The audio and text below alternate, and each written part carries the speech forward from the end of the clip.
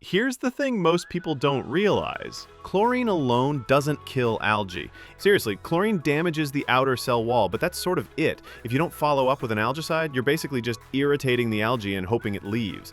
Worse, that constant irritation can actually make some types of algae more resistant over time. That's where something like Spec Chem's 4-month algaecide comes in. This stuff is fast-acting, long-lasting, and doesn't mess with your chlorine or pH. And even better, you can swim immediately after adding it. Once chlorine weakens the algae, algaecide gets in and kills it. And with Spec Chem's 4-month formula, you don't have to redose every week. Just mix it with a gallon of water and pour it around the pool edge. 2 ounces per 5,000 gallons to start. 1 ounce every 2 weeks after that. We recommend this all the time. Follow along for more pro tips and products that actually work.